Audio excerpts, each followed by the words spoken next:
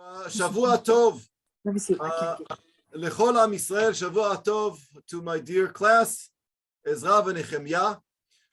We're going to continue from where we left off last week. Last week, we went through Perek Aleph of Ezra Nechemya. We learned about the Hatzara, the declaration, and we went through the Perek, extensively. 2 weeks ago, we had a Hakdama. We went through the introduction of everything, and we saw last week that we were given a Geula on a silver platter. We were told by a mighty king, Koresh, who we saw, according to some commentators, was a Shaliach Hashem. Koresh, Cyrus himself, thought that he was Mamash, a Shaliach of Hashem. Whether he believed in God or whether he believed in our God as one of the gods is immaterial. What matters is that he gave us the gushpanka, he gave us the ability, he gave us the proper documentations to make aliyah, to come to Eretz Yisrael and to build Yerushalayim, and even more important, to build Beit HaMikdash. And 2 weeks ago, we learned about the history, and both from a secular point of view and both from the religious point of view of Am Yisrael. And last week, we saw the beginning and we read with inside the book. And today we're going to be starting Perek Bet. Perek Bet seems to be a very, very boring Perek. If you have the Tnachim open in front of you, you start looking at the Perek, it looks very, very boring. It's names after names after names. And I bet you're thinking to yourselves, okay, what can Rabbi Ote possibly say about Bnei Parosh, Bnei Elam, Bnei Sheish, Bnei Azga? What can we possibly learn from such a Perek? And it seems that this Perek really is boring, right? So since the last couple of weeks were fascinating, so maybe it's okay that there's one boring chapter, in Perek, in Sefer Ezra. But I don't believe there's a such thing as a boring chapter, a boring Perek. Obviously, there's a lot to learn, because the question I'm going to ask right now is, why spend ink and why spend space of our Tanakh on a long, very, very long Perek, 70 psukim, very long Perek, 70 psukim, literally just mentioning names, right? Bnei Harama, Anshe Beit El, Bnei Yedaya. Why waste all this valuable space? Obviously, there's a reason. Bivadai, there's a reason. And we want to ask right now is what is so important about this list, this long list of people. So if you recall, we're a little bit away from Sefer Bamidbar, but if you recall, in Sefer Bamidbar, most of us, if not all of us, would like to skip the first parasha, possibly Parashat Naso, Bamidbar for sure. I assume most of us would want to skip Parashat Bamidbar because it's also lists, right? It's Ele Toldot, Reuven, etc. And Rashi on Sefer Bamidbar, on the famous list, says, you know what, I'm just going to share my screen just to read the Rashi.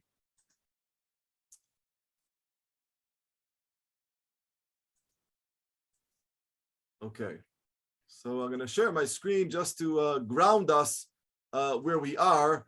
This is the map of, let me just minimize it over here. This is the map of Mamlechet Paras, as you can see in front of you, and Israel is very small, but this is even, this is the greater Israel. We're not talking about Israel. We're talking about a small part of Israel called Yehuda, which is Yerushalayim and a little bit around it. So Koresh, as we said last week, gave the declaration that all Jews from all the different places of Paras and Madai could actually come to Eretz Yisrael and build a Beit HaMikdash. Really, really wonderful, mamash. So we opened with the question is, why go through lists, right? I mean, look at this long list of Sefer Ezra. It's not just one amudah. It goes on and it goes on, literally, page after page until we hit 70 psukim of lists of people, right? Bnei Levana, Bnei Gidel, Bnei Uzzah. Obviously, there's a reason for this. So I said this is not new to our Torah. I opened in front of you an amudah of Sefer Torah from Parashat Bamidbar, right? Here too, it goes on and on and on. Vayu bnei Reuven b'chor Yisrael, right? Bnei Gad, bnei Yehuda, etc., etc., etc. So I wanted to read the first Rashi on this, and Rashi says, just get my highlighter. So Rashi says, why go over it so many times in the Midbar? And he says, mitoch chibatan lefanav mone otam kol sha'a.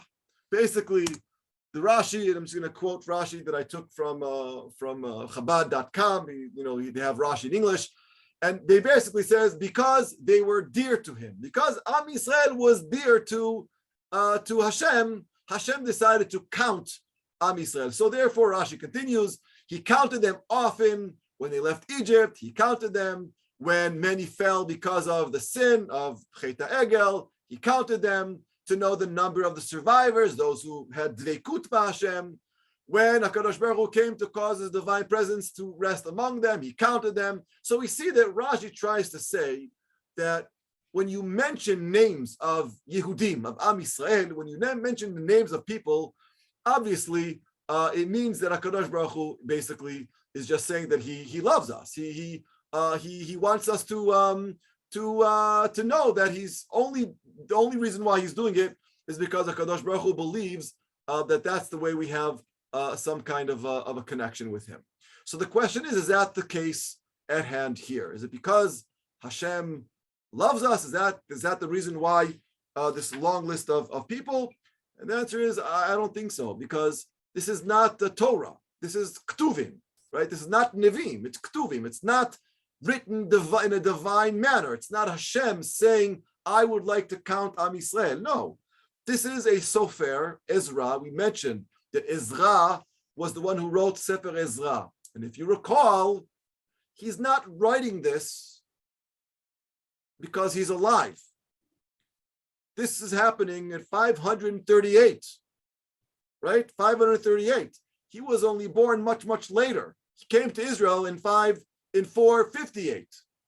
So if he decided to put in and to write all the names of these people, there's obviously a reason, not because God enjoys counting us. There has to be another reason. And there is a reason. And that's what our class is going to be all about today. Another thing is that you mentioned that most of the people remained in Babel and only a small amount of people came to Eretz Yisrael. It's worthy to mention these people's names because they're really the people who came and did the right thing, as opposed to the other ones. So they get their names written in Tanakh. Yeah, definitely. That definitely could be a reason. Just to reiterate, what Tzipi is saying is very, very, very true. Is that these are the ones who made Aliyah. We want to count. We want to name the people that made Aliyah, because it's true. We're going to see in a moment that if we took all the numbers of Am Yisrael, which is a couple of millions that are spread out all on Malchut Bavel, Malchut Paras now,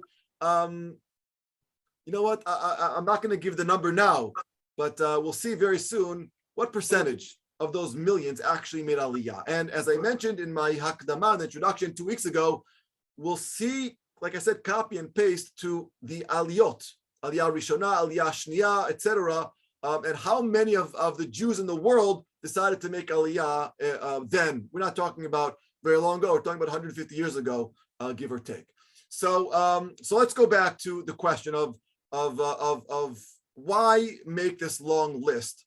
So it could be that the list may legitimize the land rights, right? After the return of Am Yisrael from Galut Bavel, from the time of Nebuchadnezzar Melech Bavel, coming back to Eretz Yisrael, right? So it may also distinguish true Yisraelim, Jews, Israelites, from, for instance, the Shomronim. Why? Since we know, based on the declaration we saw last week, we saw the cylinder. Based on the declaration, the actual words that Koresh used, he only permitted Jewish people to return and build Yerushalayim and Beit HaMikdash. But Tachlis, from all the archaeology that we know of and all of outside sources, there were a lot of other people living in Israel, and a lot of people who might have wanted to move from Babylon, from the area of Babylon and Madai, to a new place. But the only people that Koresh allowed to make Aliyah were only Jews. So maybe it was in order to ensure that we know that these are the ones that made Aliyah, and only these people have right to the land, right? So if I would have to talk about now Hatzarat Balfour, the Balfour Declaration, and other instances where the Europeans and even the Turks, the Ottoman rule, who did they let come and take over certain areas of Israel? Was it Jews? Was it others? So here we see specifically a list of Jewish people based on lineage, right? They are descendants of Jews who lived in Israel. So only they are allowed to come back to Israel, right? As we call it, maybe another name could be Zchut HaShiva, right? To ensure that we all know who we're talking about. Also, maybe this was put together to ensure continuity of the people of Israel with the pre-exilic Jewish nation, right? Those who were Golim, and now those same people are coming back, which means, we're not bringing in new people that didn't live here before, right? So that the Palestinians can't go out and say, we were here first. Well, excuse me, we're not new to the area. We used to live here before. We're just coming back, right? And we'll see in a minute when we go through the list, we're talking about people that came from these areas. So the list is really there to ensure that we know that we're not talking about people that are new, but rather coming back, whether it's another generation, because it's been a while, right? 70 years to two-ish generations. So it was important to show that this community that is coming now, though small and weak, as we will see, continued HaKadosh Baruch Hu's plan for Am Yisrael to return to Eretz Yisrael, if not just to the area of Yehuda, at least for now. So in a way, we're going to see when we go through the list that there's obviously a grand plan and a reason why these people are mentioned. Now, as we go through the list, we're going to see what kind of list we're talking about. Is it really just lists of people's names, or is there a reason and an order to the manner of how it is listed in order for us to read? So maybe the fundamental motive for this very carefully crafted list of people was not necessarily social, or to take a census as we saw in Sefer Bamidbar, right? But rather a religious list, a list to have us explore something deeper. So the Jewish nation must do it right. To live up to its calling, every single Kohen, every priest, every Kohen must have his credentials. And every member of Am Yisrael coming to Israel also must, right? Now, that will jog our memories. Anybody making Aliyah today, I mentioned this already 2 weeks ago during our introduction. If anybody wants to make Aliyah today, you can't just say, hey, I'm making Aliyah, and just come in and enter the doors of Lud, of the airport, say, hey, I want to make Aliyah. No, you need to bring a letter, you need to prove that you're Jewish, you need to make sure that you are Jewish, that you have lineage that is Jewish. It's not so simple to say, I want to make Aliyah, right? You need to prove that you are Jewish. In a way, that's not something new, not something that started in 1948. This is something that started in 538, right? When the Jews were coming to Eretz Yisrael, wait a minute, there has to be a list. Everybody has to prove that they are Jewish, prove that they belong to Eretz Yisrael, prove that they once lived in Eretz Yisrael. So it's interesting that if we jump to the last pasuk, the close of our chapter shows, if you jump to pasuk ayin in Perek Bet, all the way to the last pasuk, it shows the restored nation in an orderly, structured, and ready for its main purpose of being Mamlechet Kohanim Vegoy Kadosh. It says it in Mefurash. I might have, let me see if I can bring it up. I might have brought it up in my, I'll share my screen just so those who don't have a Tanakh in front of them.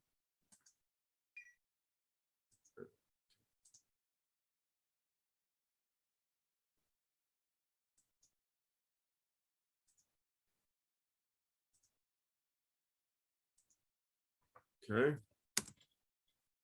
Right. So this is Perek Bet Pasuk Ayin, the last one. If you look at how it's structured, Vayeshvu HaKohanim ve'aleviim umin ha'am ha'meshorerim ha'shoarim ha'netinim be'arihem ve'chol Yisrael be'arim. If I'm jumping to the end, we'll explain this in a minute, but basically it means there's order in this new nation that is now being formed out of nothing, out of a bunch of golim, exiles, right?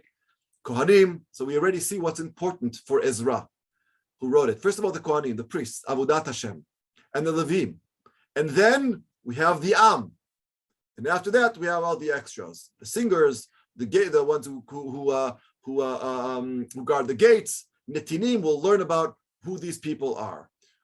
So that's kind of like the structure. This list obviously is done for a very, very important reason.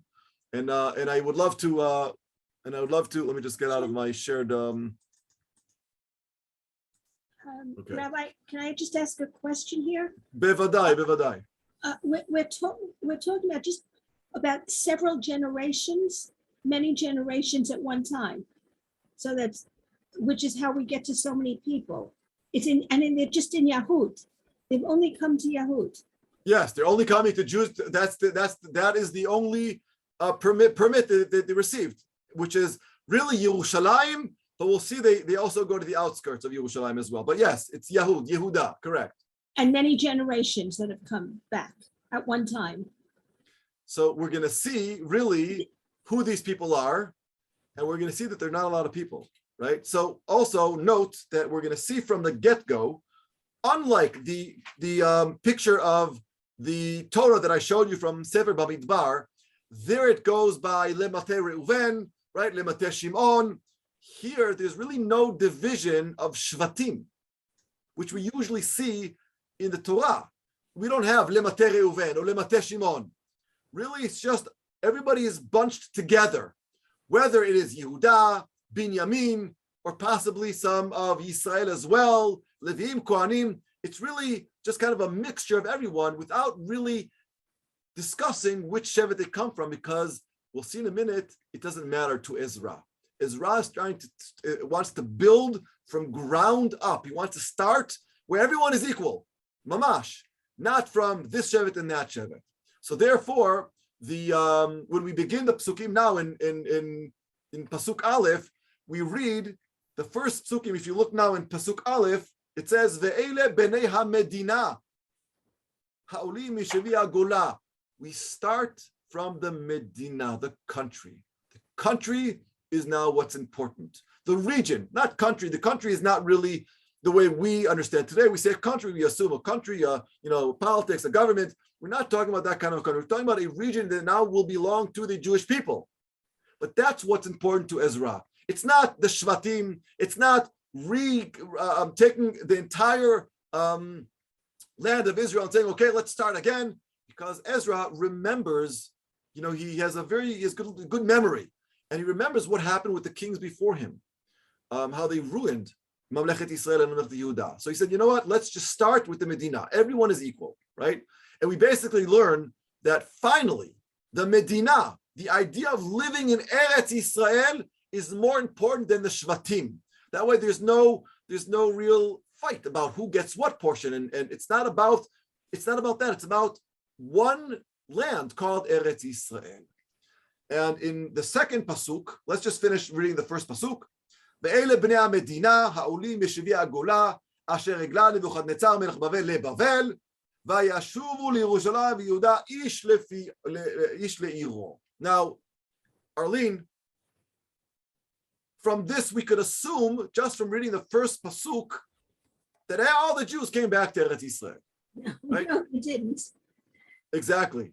We're going to see a very small, tiny percent actually made Aliyah, which in a way, from the beginning, we see already it's a big failure of us, of Am Yisrael, which is similar to the failure we had in 1948 as well. So also, interestingly, when we start Pasuk Bet, there's also something very, very interesting that I found. Let's read Pasuk Bet together. Who are the leaders of Am Yisrael? Who are going to be the ones to lead the new people, well, the old people coming back to Eretz Yisrael. Pasuk Bet. These are the ones that came with Zerubbabel. Asher ba'u im Zerubbabel. We mentioned possibly Sheshbatzar. Zerubbabel came with Yeshua, Nechemya, Sraya, Re'elaya, Mordechai, Bilshan, Mispar, Bigvai, Rechum, and Ba'ana, Mispar Anshei Am Yisrael. Now, count for a minute, how many leaders do we have? So from my count, there are 11 names, right? Zerubbabel, Yeshua, Nechemya, Sraya, Re'elaya, Mordechai, Bilshan, Mispar, Bigvi, Rechum, and Ba'ana. There are 11 names. You know what? One would assume and think, you know what? Let's just have another name and we meet 12 and we got what we're always used to. 12, right? 12 tribes, right? 12 is the makeup of Am Yisrael. But here there are 11. And Parshanim ask, why 11? So we're not going to delve into Sefer Nechemya now, but in Sefer Nechemya, Perek Zayin, Pasuk Zayin, we have a Perek with the identical list as we have in this Perek of Sefer Ezra, Perek Bet. But there we have 12. We have a list of 12 leaders. Here we have a list of 11 leaders. We're missing one leader. And when we do mashvebi, when we compare the two, the one who's missing is a guy called Nachmani. He's missing. Right? So a lot of scholars think that it could be that the correct list is back in Sefer Nechemya, because it has 12, and Sefer Ezra made a mistake. We missed out just one name, right? I don't think so. I think it was intentional. And like I said before, Ezra is missing Nachmani, which hints to who? What does Nachmani sound like? Nechemya. It's Nechemya. Exactly. It sounds like Nechemya. So it could be that Ezra, when he wrote the beginning of Sefer Ezra, he purposely took him out thinking, we're not ready yet to claim 12. We're not ready yet to say 12. We can't say we have the 12 tribes are complete, that we have Am Yisrael back. Ezra is being very, very careful. He does not want to create a buzz that he cannot control, right? He doesn't want to start something that he can't control. So if he'd say right away, 12 But he's mentioned 12 leaders. He's mentioned amongst the 11 on Perek Bet. Yes, but he's not mentioned here. Nechemya is not mentioned here as a leader. I see. He's not mentioned in Pasuk Bet as a leader. And he doesn't even put himself as a leader, because we'll see what kind of leader he is. So, bo namshich. Pasuk, I'm going to just, instead of going through all of that is boring to actually read it. What I'll do is, if you have the Tanakh, if you go from Pasuk Gimel all the way down to Pasuk Kaf, right? So we're talking about 18-ish psukim. There's a list of various families and their numbers, how many people they are, right? Like Bnei Parosh, 2,172. We're talking about families, great families, right? So that's the first part of the list. From Pasuk Kaf Aleph all the way to Lamed Hey, we have a list of various towns and their populations. So if you go now to Pasuk Kaf Aleph, right, all of a sudden, from being the sons of a person called Gibar, we go to a person who belongs to a certain area. Bnei Beit Lachem. He comes from Beit Lechem. So up until now, we have people that are depicted, that are shown as the son of a human being who used to live in Eretz Yisrael. Now we're talking about people that come from a certain area. Okay, why? I don't know. We'll see if we can figure that out. And this list, after we finish Pasuk Lamed Hey, this list is followed by another list of Kohanim. If you go to Pasuk Lamed Vav, okay, we start mentioning Kohanim. Now we have a Kohanim, Kama. Who are the Kohanim? And then it goes through three psukim, until the Pasuk Lamed Tet that talks about all the Kohanim that came. After that, we have the Levim from Pasuk Mem and the Levim, right? Who are these Levim? Bnei Yeshua, etc., etc. After that, from Pasuk Mem Gimel, we talk about the netinim. I'm going to show you in a minute a map that I put together to make sure that we can follow it a little bit more clearly. But Pasuk Mem Gimel starts with the netinim, these temple servants, if you will, right? And then after that, in Pasuk, that goes all the way to Nun. Nun. Where does it go? Nun Hey. Then we all of a sudden go to Bnei Avdei Shlomo, the sons from the families who were servants in the time of Shlomo HaMelech. We're talking about 500 years. Think about that. People preserved their lineage, they preserved their families, knowing where they come from for 500 years. That's pretty amazing, right? If I ask people here, how far back do you know the names of your if you go to Jinai, etc., you could find out where you come from. But these people dated back all the way to Shlomo HaMelech. They didn't have computers. They didn't have very sophisticated ways of mapping these things away. They actually knew there was yichus, right? After this list of Bnei Shlomo comes a list of those, and this is very interesting in Pasuk Nun Tet, those who couldn't really produce any evidence of their tribal origin. They couldn't say, okay, I'm Jewish because of my parents. I don't know. I can't say that I'm Jewish because of where I come from. Let's read Pasuk Nun Tet together. Can I just make a comment? If you go back to Pasuk Aleph, there was an emphasis that Ish L'Iro. Yeah, we're going to talk about that. And that's what was basically what you're showing us right now. Yeah. We're gonna go to that. We're gonna pinpoint that word as well. But I do want to read Nun Tet out loud with you because it's so important to today's problem that we're having. Pasuk Nun Tet, ve'ele ha'olim mitel melach tel charsha kruv adan imer, all the olim that came from those areas, ve'lo yachlu lehagid, they could not say Beit Avotam ve'zaram im Yisrael hem. They knew they were Jewish, but they couldn't prove it. Does that ring a bell? How many people do we have coming to Israel saying, I know I'm Jewish? I'm telling you. They go to Misrad Apnim and say, I'm telling you, I'm Jewish, but I can't prove it. So this is not something new. We're talking about the time of Ezra Nechemya. Well, actually before that, the time of Zerubbabel, Koresh, 558 BCE, we had Jews that wanted to make Aliyah. They were allowed to make Aliyah. They were given the permission, even though they couldn't prove that they were Jewish. It was enough to say, I am Jewish. And why was it enough to say? For the simple reason, because people wouldn't say they're Jewish unless they actually were. It wasn't the greatest thing to say I'm Jewish, right? It was better to say I'm Babylonian, or later on I'm Greek, I'm Roman, right? It's much better to say that, right? I'm Christian, I'm a Muslim, if you live in the Muslim areas, right? You don't want to say you're Jewish. So anybody who says I'm Jewish, he must be Jewish. And he was accepted, and he was given the permit by Cyrus to also lalot. But we see here, so interesting, a pasuk that tells us there were some Jews who couldn't prove their Yahadut. Now go tell that to Misrad Apnim and tell them, look what happened during the time of Cyrus, letting Zchut HaShiva, the people come back saying, I don't even need to prove that I'm Jewish. It's just enough that I say that I'm Jewish.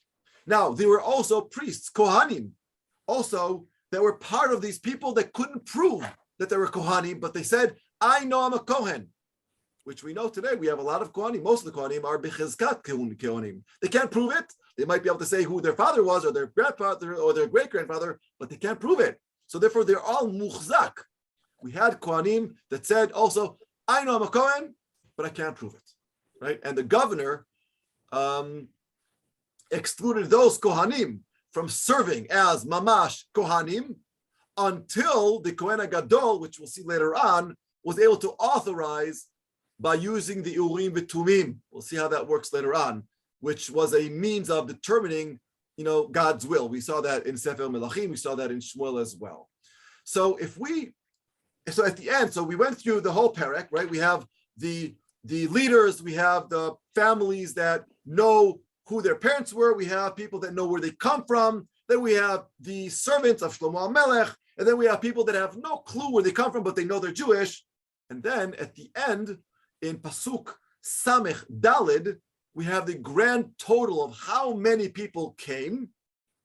Okay. How many people came? We're going to see there's a discrepancy here. We're going to see there's a problem with the numbers, plus the numbers of servants, the singing men, those who sang, and the women and livestock, as we can see, Avdehem, etc., Meshorerim, the Susim. So we know exactly an account of exactly how many and what came to Israel. Now, there is a problem, a big problem, huge problem. If this is a real list, then it should all add up, right? When we read in Sefer Torah, the census, when we do the mifkad, and God and Moshe Rabbeinu count, so we know exactly those are the numbers of people. Here we have an account of the numbers, but the problem is it doesn't add up. The numbers don't add up. If we do just add all the numbers from Pasuk Gimel, right? From Pasuk Gimel, from the words B'nai Parosh, who's mentioned one, all the way to Pasuk. Ayin. Well, no, we'll see. Not yet. To Pasuk Samech Aleph, okay, up until right before Samech Bet, we will reach. It says we can see that there are 29,818. That's what we get. I'm going to show you I'll show you I prepared a PowerPoint to show you in a minute, so it's easier to see. But there's 29,818. But if we skip to Samech Dalid, all of a sudden, the number there doesn't add up. I added up all the numbers. If you go through all the psukim and you just add up, you get to 29,818. But in Pasuk Samech Dalid 64, it says Kol HaKahal comes out to be 42,360. Arba ribo alpayim 42,360. There's a difference of 12,540 people. What is going on here? If I add up, I get to a very different number, 29,818. And I checked it also by going online, and I tried to find some lists. People agreed with me, and they all agree.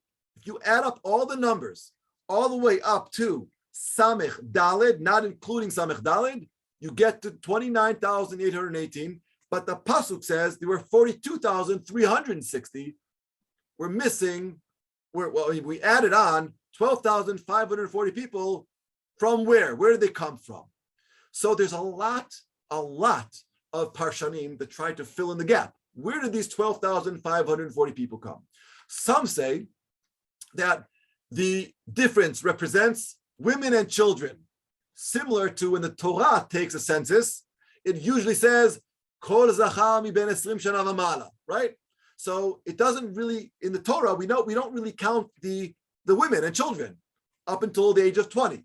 Or with the Levim, for instance, it goes mi ben chodesh tifte, right? From chodesh v'mala. So if we say, so when the adding up the numbers that reach to 29,818, that's just the men. If we add the women, we get to 42,000. That's 12,540. But the problem is, as I mentioned before, I don't think that's possible, because if you had that many men over the age of 20, you'd have more women. You'd have at least twice as much, right? Not just 12,000 women. I mean, if we say even half of those, 29,000 men were married, then you'd have another 15,000, not 12,000, right? So that's, I don't think that's a great parshanut to say that it's missing the women, right? As I mentioned, if you remember, there's an important aspect of structure here. There's a reason, and when I show you the map, I'm purposely not showing it to you. I just want to explain first. When I show you the tavla that I made, you'll see how it's built. The order of what is introduced to us as far as numbers is very important. Structure, building a nation, right? And as I mentioned, from a technical point of view, it can't be that there's 12,540 women per 30,000 men. It just doesn't work that way. It's impossible. So it could be, and this is one of the Parshanim tried to say, so those 12,000 are, those 30,000, 29,818 are from the tribes of Yehuda and Binyamin. And the remainder of the 12,000 that we're missing, they're from the Israelites. They're the Golim, the exiles from Mamlechet Israel, who latched on and decided to come to Yerushalayim. Now, Yechol Liot, I can't disprove that, but my question on those Parshanim would be, why? I mean, Yehuda and Binyamin are more important than Malchut Israel. It seems to me that Dafka, like I mentioned before, Ezra doesn't want to divide when he's writing this, when he's writing it for us to read. He's not writing it in the division of Shvatim. So therefore, I can't see that the 29,818 are the Jews from Yehuda and Binyamin, and the other 12,000 that are added are from Malchut Israel. The bottom line is that the text itself doesn't account for the difference. The text itself doesn't, it just gives us the problem and doesn't try to solve the problem. Now, when you add the servants and the singers that we have at the end, that we saw towards the end in Pasuk Samech Hey, in 65, all of this is milvad avdehem ve'amodehem. Besides all the singers and all of the avadim, right? So if I had the 29,818 plus the 12,000, I get the 42,360. When I add all of the servants and the extra singers, guess how many I get to? I get to 49,897, close to 50,000 people. That's it. So if I add all of what I have in front of me, not understanding exactly where that extra 12,500 people come from, right? But somehow they're there, and I have an idea which I'll share with you in a minute. Give or take, 50,000 people are coming, make aliyah to Eretz Israel. That's it. Out of the millions of people that we have all over Bavel, only 50,000, less than, what is that, 1%? Nothing, klum, right? Now, the chapter ends by noting that one of the first things that the heads, the leaders of Am Yisrael do, one of the first things that they do is when they arrive to Yerushalayim, is they want to give to the binyan of the Beit HaMikdash, right? So if you go to Pasuk Samech Chet, Umerashei Ha'avot, Hitnadvu Leveit HaElohim. When they came to Beit Hashem, Asher B'Yerushalayim, they wanted to give sizable amount of money towards the rebuilding of the Beit HaMikdash. Meaning the first thing they wanted to do was give to the Beit HaMikdash. So what kind of people are we talking about? We're talking about people that are coming to Israel for the right reasons. They're not running away, because as we saw when I went through the Hakdama, those who stayed in Bavel stayed, as we say in Hebrew, mita'amei nochut. They stayed in Babylon because they wanted the 2 cars, they wanted the 2 houses, they wanted the good job, they wanted to have nice things. They didn't want to come to Israel to be able to live in dirt and live in huts and tents. They wanted to stay in Bavel, but these 50,000, they came because they want to rebuild the Beit HaMikdash. So we see, if we take Ezra Nechemya, what we just read now, and compare it to the last days of Mamlechet Yisrael and Mamlechet Yehuda, not 70 years ago, less than 70 years ago, right? 586. That's when there was a Khurban. We're now talking about 538. So the people now, 50,000, that's all we have, coming to Eretz Israel, are coming to rebuild Eretz Israel, to build the Beit HaMikdash. And this showed their commitment to God. Okay, Yes. I have a question. We said Shlomo's servants. Now we know that a lot of these servants, we had Jewish men, Gentile women. I mean, we had mixes. We had a lot of mamzerim. We don't know their lineage. Not a matter of now how are they counted, and do we really want them? I mean, in today's world, you don't know who's who. So, okay, you know, but if we're really looking at lineage and yichus and what town and who are you and who's your father, Shlomo's servants may be coming for the right reasons. I would be happy to have them, but do they really belong on this list? And how many are they? And are they going to contaminate the ID? The Israel national ID. So basically, you're and this is just for the sake of argument, you're taking the side of the Rabbanut and Derry and of Yitzchak Yosef, saying, wait a minute, I don't want people coming to Israel just because they're saying they're Jewish. I want them to prove that they're Jewish. I want them to bring 3 stamped letters of approval from the rabbi at home.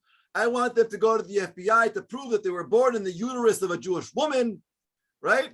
Okay, I'm not saying that at all. I really firmly believe if somebody, especially today, after knowing what happened in the Holocaust, if they want to join my tribe, I would say you're nuts, but welcome. Here are the rules.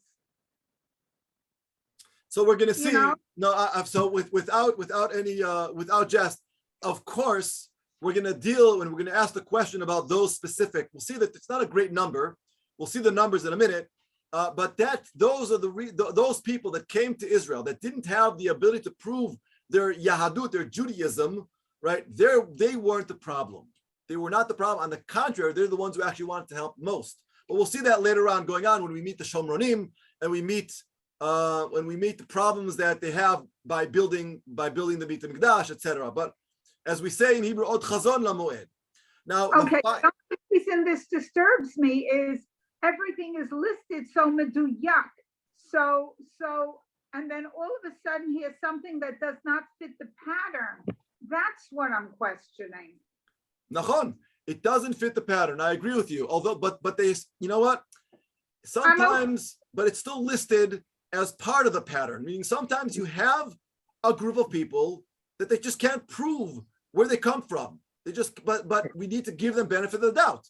They say they're Jewish. We need to believe them. The proof is on them, right? They have to prove that they want to work. They want to work in the Beit HaMikdash. That they're interested in worshiping HaKadosh Baruch Hu. And we'll see later on that it does really pan out with them specifically.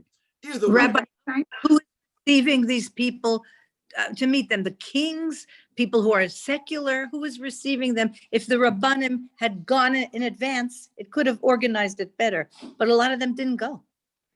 Yeah. I mean, there's another thing you have to take into account. You're assuming these people aren't Jewish, but the truth is, if they're Bnei, or they are of Dei Shlomo, it could very well mean that they were in the court of Shlomo. And on the contrary, these were sophisticated Jews who considered themselves more important because they had served kings. And who says they weren't Jewish? We're assuming the word Oved here is a goy, but it's not necessarily so. They just couldn't prove it. That's all the text says. They couldn't prove it. And we see in Israel today a division between those who can prove and those who can't prove. Here, it didn't matter. Here, they were accepted. Look at Pasuk Nun Bet. And then look at, this is the Chumash I have, see? I mean, okay? And it's right down here. Rashi is saying he is the one, and Malbim, they are raising the question. I didn't do it. Tosfot is doing it. Malbim and Rashi are raising this question of not should they go, shouldn't they go? Are they Jewish? Aren't they Jewish? They're bringing up, they're obviously they're Jews of some kind, but they're questioning the quality. Now, God forbid a kid turns into, because of what his mother and his father did, turns into a mamzer. This kid didn't do anything wrong. I'm against that whole thing. The child is innocent. Do something to the stupid parents. So let's leave it here, and I'll just say we will see later on. Ezra and Nechemya both try to solve the problem when it comes to how are we defined as Jewish? Maternal, paternal. We'll see that they have to deal with it, and they do deal with it, which is a very, very hard thing to do. But we'll get there soon. Rabbi, yeah, just one quick point. Both the Malbim and Ibn Ezra seem to think that these people might have been Asufim, that they themselves did not know if they were Jewish. They were abandoned in the Shuk. So they may very well not have been Jewish. Right. So therefore, all I'm saying from the pshat level, all I care about is that these people said they were Jewish, even though they are saying by themselves, we can't prove that we're Jewish, but we're saying we're Jewish, and that was enough at this time. And that's important to have in our minds, and we'll see how it pans out later on with Ezra and Nechemya when they enter to try to reorganize Misrad HaPanim, if you will. So either way, let me just summarize for a moment. Are these the only people that are willing to come back? Or I recall learning somewhere that Ezra purposely picked people that were not so establishment. So these are not people that Ezra. Right now we're discussing about with the first 50,000 that came from Bavel before Ezra was even born. He's not even born. I don't think he's even born yet, because he only shows up 558. Right now we're talking about 538.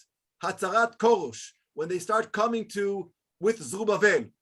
Ezra is not in the picture. Nechemya is not in the picture. These are the first 50,000. But we'll see in a minute. I don't think they were really 50,000. We'll see where they come from. But let me just summarize. There are 7 distinct groups of people that are mentioned that we just went through. Number 1, there are leaders. Number 2, the men of Israel. Okay. Number 3, the Kohanim. 4, the Levim. 5, the servants of the Beit HaMikdash. Then the sons of Shlomo HaMelech. The sons of the servants of Shlomo HaMelech.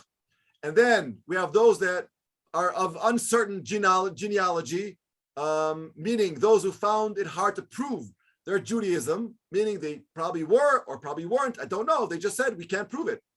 And that sounds very familiar to us today. Now, also note that the return from Bavel wasn't a all-at-once experience. And this we're going to see. We're talking about 538. So this was the first aliyah, right? It was a gradual olim, gradually over the period of years. So this is the first list that might have been revised or corrected from time to time. Some scholars believe, for instance, that it's included with those who were actually already living in Israel. Don't forget that there were some people that were already living in Eretz Israel. It wasn't desolate. It wasn't completely ruined. The country wasn't fully ruined by Nebuchadnezzar Melech Bavel. In fact, I'm going to share my screen and show you 2 psukim. Yirmiyahu brings b'mefurash that there were some people that stayed in Eretz Israel and they actually lived in Yerushalayim and they lived in the areas around it. So I'm going to share my screen just to show you something very, very interesting. Okay.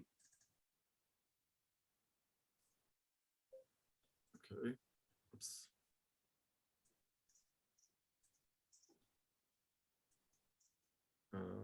It's not working.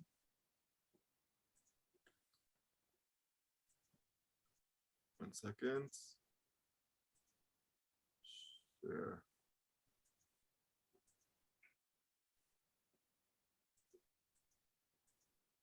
Okay. I hope you see my screen. So in Yirmiyahu Perek Lamed Tet, I hope you see it. I hope you see that. Okay. It says in Yirmiyahu Perek Lamed Tet, it says the following. It says, I'll read the English.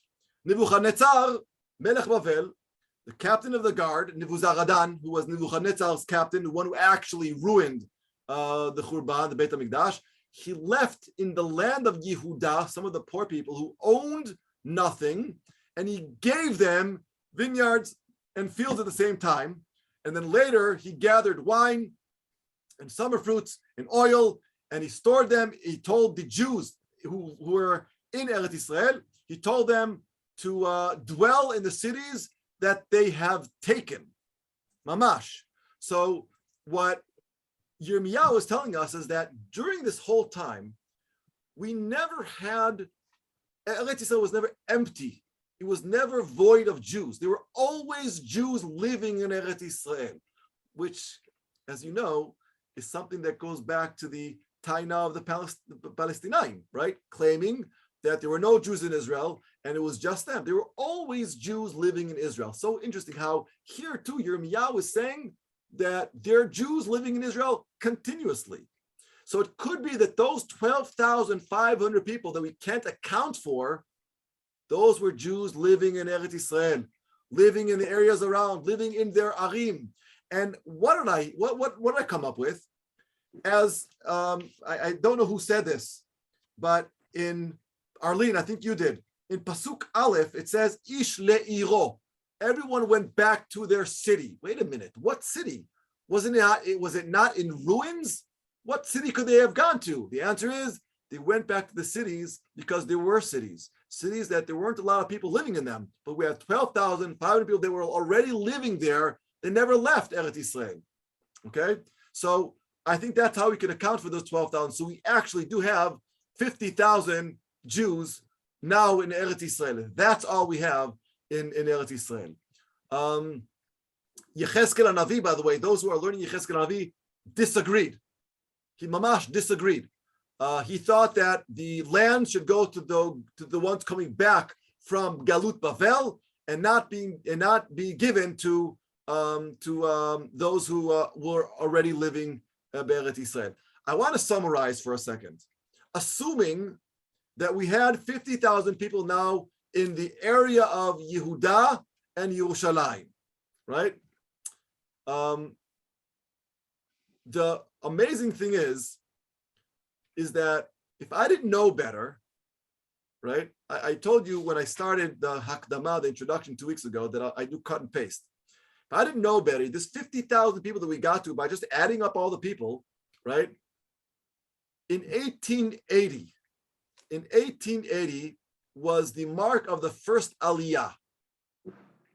First Aliyah, apparently, there were around 27,000 people who made Aliyah in 1880.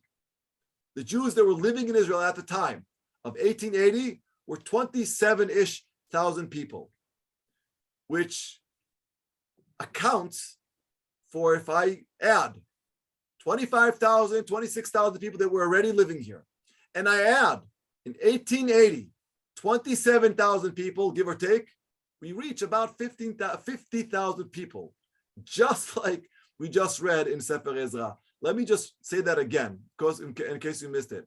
In 1880, we had around 26,000 Jews living in Israel. Aliyah Rishonah comes in 1880, another 25-ish people, 25,000 people coming to Eretz Israel, 50,000 people. Is that not exactly what we just read in Sefer Ezra, putting together 50,000 people? It's unbelievable. It could have been any number, but it's so close. History does repeat itself. After 1880, we had a couple of more aliyot, right? Aliyah Shniya, Aliyah Shlishit, and we'll see the same thing happens during the time period between Binyan Beit HaMikdash and the time of Ezra Sofer and Nechemya. So interestingly, that is just so close to home. Another very interesting aspect is that in Pasuk 22, Pasuk Kaf Bet, if you go to Pasuk Kaf Bet, it says all of a sudden, Anshe Netofa, as I mentioned before, right? There's no warning or transition. The list ceases to identify families by ancestors and begins by identifying them by their hometowns, right? Why this was done remains uncertain. I don't know why this was done, but it could be that Jews were dispersed all over the place. We're talking about 2-3 generations from Galut Bavel, People didn't have all of the documentation. Don't forget, they were kicked out of their homes by Nebuzaradan. So it's very, very interesting how everything is very similar to our Aliyah in 1948. People came to Jerusalem, tried to come in. They didn't have the right papers. They couldn't get in possibly. It's just so close to what we go through today. I want to end with the last psukim of the perek, and then I'll show you the what I put together so we can see it, very, very clearly. I won't go into it now, but the significance of the Kohanim, if you look at the number of Kohanim, it's just so interesting how I mentioned to you that it seems like it's a boring perek, but it's so not boring, as you can see. There are 4,289 Kohanim. The list, the number of Jews mentioned in Pasuk Samech Daled is that there were 42,000 Jews. So there are about a tenth of the tenth of the population of the Jews in Israel were Kohanim. A tenth. That's not a just random number. A tenth is like a ma'aser. We give turmot ma'asrot. We give a ma'aser to the Kohen. That comes from the root of eser. There were a tenth of the Kohanim of the people in Israel were Kohanim. It's unbelievable. The other aspect is that in Pasuk Mem, I would ask you, how many Levim do you think came to Israel? I just mentioned there were 4,289 Kohanim out of the 42,000 plus the servants that we get to 50,000, right? So how many Levim do you think there are there? Go to Pasuk Mem. Pasuk Mem tells us exactly how many Levim were there. 74. That's it. 74 Kohanim, over 4,000 Kohanim, 74 Levim. What is going on here? We'll talk about that. There's a big, evidently there was something. That's why it's so hard to find a Levi and Minyan because there were so few that came. Yeah. So the question is, what happened? What happened to the Levim? We read in Parashot, Matot, Maseh, other Parashot about the Levim, how they have to be dispersed all over the place, and they're. But what happened? Why were there only 74? We'll discuss that as well. It has to do with Malchut Yehuda. It has to do with what the Kohanim took for themselves. It has to do with kavod and honor, etc. So we'll discuss that when the time comes, because that's I think very important. Also, if you go down to Pasuk Mem Gimel, we get to the idea of netinim. What's a netinim? Netinim comes from the Hebrew word or the expression of those who give, helpers. We can see that these 50,000 people are mamash like the Olim who came to Israel to create a nation. They didn't run away. They didn't, come to Israel to escape. They came because they were idealists. They had an ideology to build up Am Yisrael. There's so much more I see that it's already 7:00. There's so many more aspects of, for instance, it says the Barzilaim in Pasuk Samech Vav. Who are these Barzilai people? Well, they were the Barzilai was one of the famous friends of David HaMelech. Who was Zerubbabel? He came from the lineage of David HaMelech. All of this, I don't have time to go, but I will, Be'ezrat Hashem, in next week, go through this whole idea of this great perek that proves so much. I will share my screen just to show you the map that I promised to put together, just to make things a little bit more clear for everybody. So as you see in front of you, these are the numbers of the people that came to Eretz Yisrael. There were 11 leaders. Here, I'll just get my my laser. So there were 11 leaders, right? In Nechemya, we see that there are 12, but in Ezra, there's 11 leaders. The number of people of Bnei Yisrael that came, just counting the Bnei Yisrael, the people, there were 24,144. The intendant staff, I call them the intendant staff for the Beit HaMikdash, Kohanim, Levim, the singers, the gatekeepers, the temple servants, the family of Shlomo's servants, right? If we put all these together, okay, we get to a little over 4,400. If we put them all together, those without proper identification, there were only 652 of them. So the majority of people actually knew exactly where they came from, whether it was their family tree or they knew from which town they came from. And that's why it was important for Ezra to say, There were some people that knew that they were able to say, I came from Beit Lechem. I came from Arad. I came from Moza. They couldn't say who my ancestors are, but I can tell you that I came from Moza. And that was enough for them. So the summary, as we mentioned before, by putting everything together, we get to only 29,818. We're missing people because the final summary that is mentioned in Pasuk Samech Daled is 42,360. I mentioned to you, I think that the difference of 12,500, give or take, are Jews that were living here, Be'eretz Israel, who were just joined by the people from Bavel, according to Yirmiyahu Hanavi. Plus the other 7,337 servants and the singers, we actually get to it, B'sofo shel davar, we get to 49,897.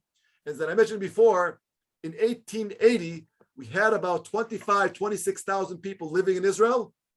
The Aliyah Rishonah came in from Europe, from Morocco, from Yemen, from Taiman, another 27,000 people altogether, also around, give or take, 50,000 people. Unbelievable the similarity, how the Aliyah Rishonah between 1880 and 538 BCE is the same, almost the same exact number. The Aliyah Rishonah with Zerubbabel after Hatzarat Koresh, 50,000 people were in Israel. In 1880, the first Aliyah, the beginning of the brand new dream that later on Herzl dreamt, also 50,000 people. It's unbelievable the fact that history does repeat itself. So as you can see, I started out the class today saying that it's a boring chapter. Perek Bet, a list of peoples and of names, but as you can see, even in a list of this, even in a simple list, as you can see in front of you, it's just fascinating how it's built and how there's an exact tenth of the Kohanim. There are no Levim, and it says something. It gives us a picture of what to expect. And the most amazing thing is that the first thing that these people do when they come to Eretz Israel, they go straight to Yerushalayim and they give money for the building of the Beit HaMikdash, just like Koresh asked them to. And the last pasuk, pasuk Ayin, Vayeshvu HaKohanim ve'aleviim umin ha'am ve'ameshorarim ve'ashoarim ve'anetim be'arihem ve'chol Yisrael be'arihem. We have a sense of achdut. But is that only in Ezra's mind? Is that only his ideas? Because don't forget, he wasn't alive during the time that he was writing this. Is this something that he fashioned, that he wanted to believe that is going on? Or did it really happen that there was achdut? Well, we'll see that things are not as perfect as we would assume from this perek of Perek Bet, because things go downhill pretty quickly. And we'll see how this new nation, this new brand new old nation deals with the hurdles that are going to be coming pretty quickly once they try to establish a Jerusalem Beit Mikdash. But Be'ezrat Hashem next week.